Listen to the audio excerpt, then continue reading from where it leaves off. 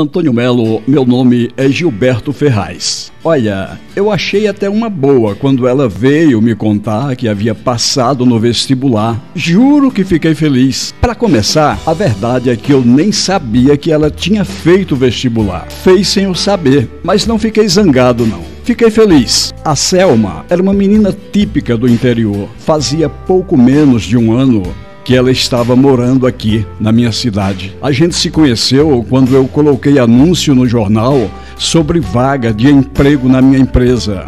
E para ser sincero, ela nem tinha as qualificações que eu estava buscando numa funcionária. Mas é que eu gostei tanto do jeito dela, mais do que gostar. Eu simplesmente me apaixonei pela Selma, tanto que decidi contratá-la. Na verdade, eu nunca tive o costume de me envolver com funcionárias, mas nesse caso específico, não sei o que me aconteceu. Eu simplesmente me encantei por essa menina e, é claro, logo resolvi chamá-la para sair. No fim, acabou rolando tudo aquilo que eu tanto queria. A Selma era bem novinha ainda, tinha apenas 19 anos, enquanto eu tinha passado dos 40. Só que mesmo assim, essa nossa diferença de idade não foi empecilho para que começássemos a namorar. Eu fiz questão de fazer tudo do modo mais formal possível. Fui até sua casa, conversei com seus pais, até que nos entendemos e começamos o namoro. Afirmo sem medo de errar, eu nunca tinha sido tão feliz na minha vida.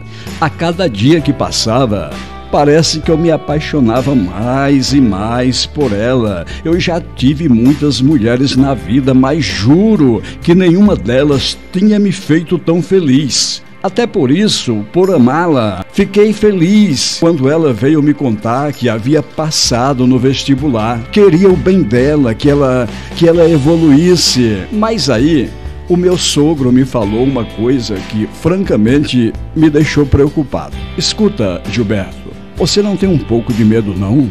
Medo do quê? Como assim?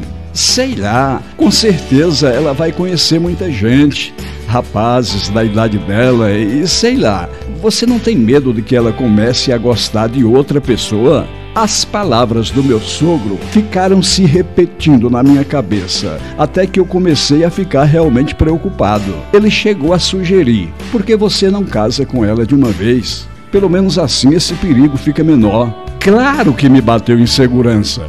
Resolvi não conversar com ela sobre isso, embora aquela insegurança despertada começou a me incomodar. Naturalmente, que era eu quem pagava toda a mensalidade do curso e ia buscá-la praticamente todos os dias. Não era exatamente desconfiança, mas, sei lá, aquela insegurança e a possibilidade dela era apenas cuidado, digamos assim. O problema foi que depois que começou a estudar, aos poucos eu percebi que essa menina começou a mudar. Sabe, quando a pessoa começa a ficar distante e a certa altura se achando importante? Eu percebi isso nela, até porque uma das características que mais me chamou a atenção na Selma era a sua humildade. Até que, para minha tristeza, ela realmente estava se transformando numa outra pessoa. Claro que não deixei de gostar dela por causa disso.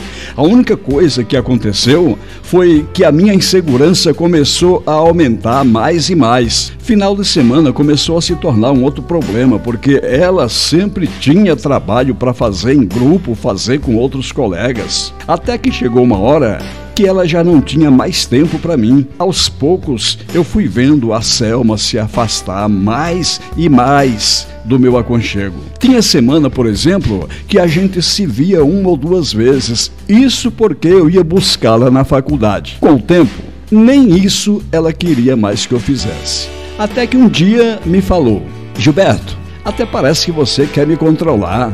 A situação chegou num ponto que, antes mesmo de terminar um ano do curso, ela me chamou para conversar. Disse que tinha uma coisa importante para falar comigo e eu já nesse segundo adivinhei. E para minha tristeza, eu não estava errado. Ela simplesmente botou um fim no nosso romance. Naturalmente que quis saber se tinha um outro homem na parada. Ela disse que não, que àquela altura da sua vida só queria saber de estudar e pensar no futuro. Eu não acreditei. Com certeza, ela devia estar gostando de algum colega da turma. Quem que vai pagar a tua faculdade, Selma? Até onde eu sei, o teu pai não tem condição. Eu me viro, Gilberto. Eu sempre me virei. Cheguei ao cúmulo de pensar que outro homem a estivesse bancando. Foi a primeira coisa que me ocorreu. Alguém está sustentando a Selma porque ela não tinha condição de se manter sozinha, nem com a ajuda do pai dela. O fato é que minha vida virou de ponta cabeça quando ela desmanchou o namoro. Eu não conseguia nem trabalhar. A minha vida era pensar e correr atrás dessa menina. Eu pedia ajuda para o pai dela, pedindo para que ele colocasse um pouco de juízo na cabeça dela, mas nem ele sabia o que fazer. Até que um dia ela me contou que ela havia arranjado um emprego, que estava ganhando bem. Eu achei aquilo tão estranho, porque ela não tinha uma qualificação tão boa para arranjar um emprego que pagasse tão bem. Na minha cabeça, sabe, ninguém tirava aquela ideia. Ela tinha conhecido outro homem que a estava bancando de algum modo.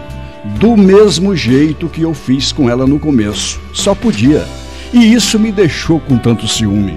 Perdê-la porque ela estava querendo se dedicar aos estudos era uma coisa, mas perdê-la para outro homem? Acabei me tornando obcecado. Chegou um determinado estágio do meu desespero que eu não conseguia nem trabalhar. Ao invés de virar aquela página da minha vida, eu ficava correndo atrás dela, mendigando atenção.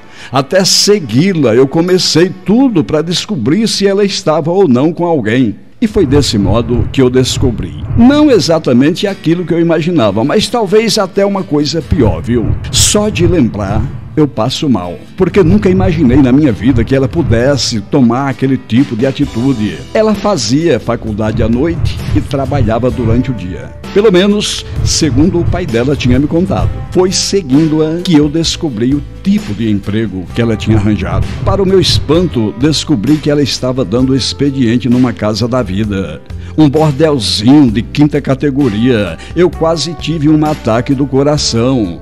Quando ela me viu, não sabia onde enfiar a cara. Só que mesmo assim, depois de 5 segundos, me encarou e ficou de nariz empinado.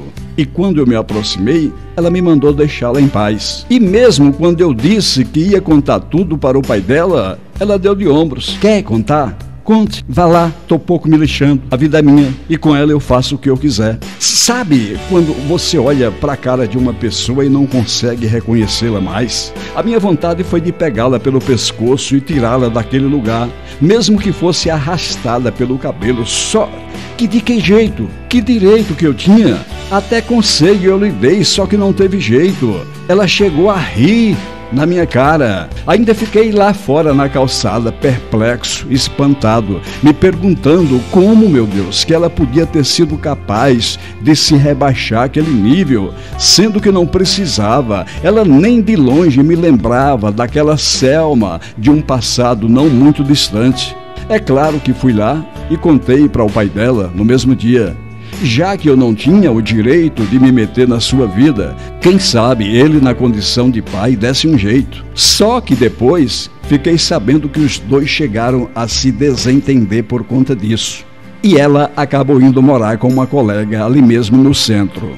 E até hoje eu me pergunto, como, meu Deus, que uma pessoa pode chegar a esse ponto e sem necessidade? Se estivesse passando fome, sem lugar para dormir, eu até entenderia, mas não era o caso. Até hoje eu sofro com isso, passo os dias imaginando que nessa hora ela deve estar nos braços de outro.